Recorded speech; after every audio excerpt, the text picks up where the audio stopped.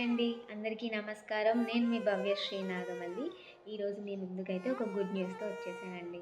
మన 'స్వేచ్ఛ' short film trailer అనేది రిలీజ్ అయింది.